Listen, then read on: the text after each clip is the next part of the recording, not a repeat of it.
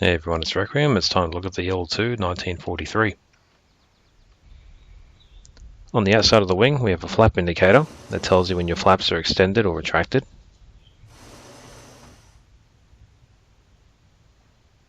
Coming inside, got the water radiator. Moving forward will open and back will close it. There's the landing gear handle, and next to that's the flap control. That extends the flaps and back will retract them. Up there is the mixture control. If it's upright, that's the normal position, and if you start moving it fully forward, that'll give you a boosted engine mode. Next to that is the throttle.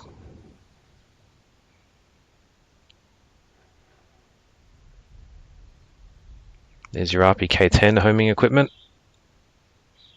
and under that, the brown wheel, that's your RPM control. Rolling forward will increase RPM and back will decrease RPM.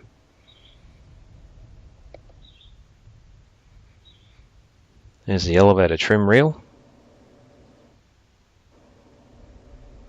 Now we can look at the main panel. There's the clock, the water temperature, oil temperature inbound, the homing indicator for the RPK10, manifold pressure, tachometer, and the oil temperature outbound, along with the oil and fuel pressure. If you want to understand what these lights on top of the instrument panel mean, hit pause and have a read of that. Continuing is the airspeed indicator and the magnetic compass. There's the altimeter, turn and bank indicator, vertical speed indicator, and the artificial horizon. Underneath we've got the fuel gauge, magnetos, landing light, navigation lights, and then the cockpit and instrument lighting. Over on the right's the ammeter. It's repositioning over to the right. The top row of 4 lights are your landing gear position lights, and underneath those are your bomb status lights. This there is your rockets and bombs control panel. Oil radiator control. Pushing forward is open and back is closed. And then behind that you got the tail wheel lock. Down is unlocked and up is locked.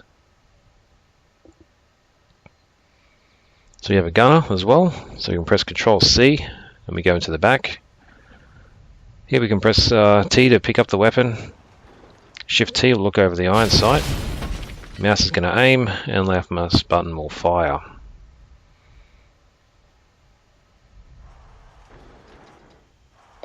So now we can go back in the cockpit and start the engine and look at the pilot's notes for the IL-2 1943.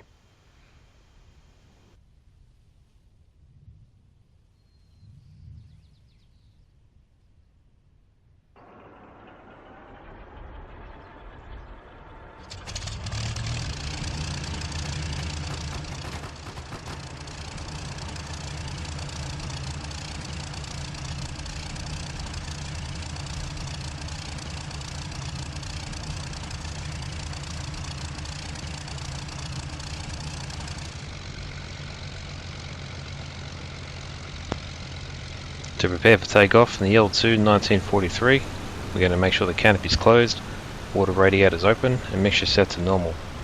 RPM will be at maximum, oil radiator will be also open, and the tail will be locked. We'll then rotate at 170 km per hour, and we'll climb at max continuous at 250 km per hour.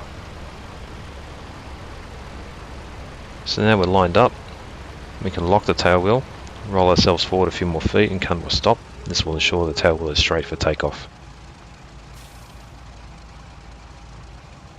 So now we're going to close the canopy.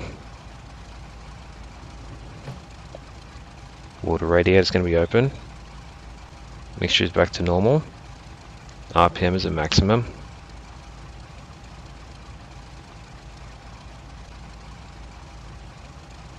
All radiator is open. The tail wheel is already locked, so we're good to go. So we can start increasing the power up to our maximum, and we'll start rolling.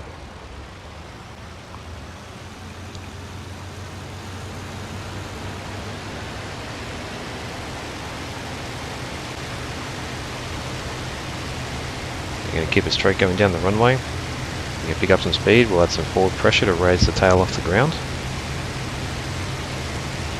Begin accelerating to our rotation speed of 170 km per hour. Now if you're pretty heavy, it's going to take you some time to get up to this speed. And once you reach it, add some back pressure, we rotate and we get up in the air. And we have the positive rate of climb. Raise the landing gear.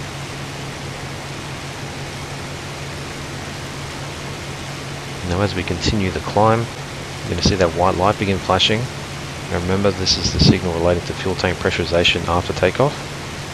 And that's what I like to use as the cue to begin reducing power to a max continuous setting. So there's the light. So I bring the power back to 2050 RPM and 1200 millimeters of mercury, and we'll accelerate to 250 kilometers per hour for our climb. So now we'll stay on the pattern and look at how to land the IL-2 1943. On downwind, you can set your manifold pressure to 500 to 600 millimeters of mercury, and RPM will be maximum. This will get your airspeed below 250 kilometers per hour.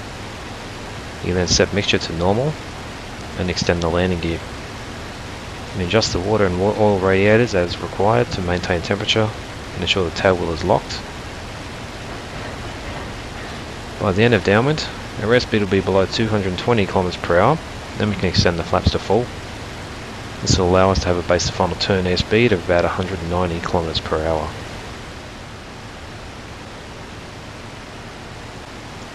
So now we're established on downwind with our 600 millimeters of mercury and max RPM.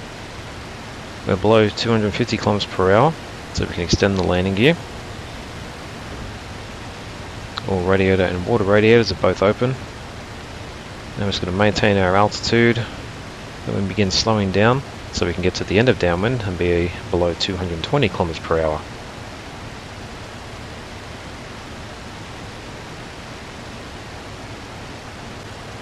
So the airspeed's good, we're approaching the end of the runway. We can extend the flaps out, it's going to bring them out all the way to full. We'll start slowing to 190 km per hour and begin our base to final turn.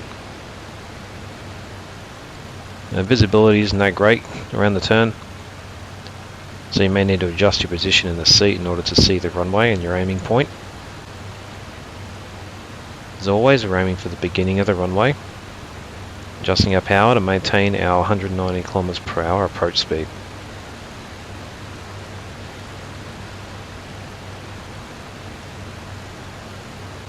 So bring it in on short final, rolling the wings level, then we can bring the airplane rounding it out, cutting the power and holding it in a 3-point position to touch down.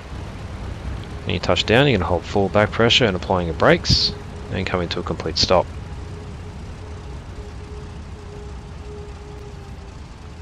As we finish up on the takeoff roll, we'll see the flashing red light for the gunner telling us about the fuel tank pressurization is off. We can raise the flaps, open the canopy and taxi away. That completes the FML on the IL-2 1943. If you liked it, let me know with the like button or leave a comment, and don't forget to be a subscriber using that bell icon so you can be notified of new videos as they're released.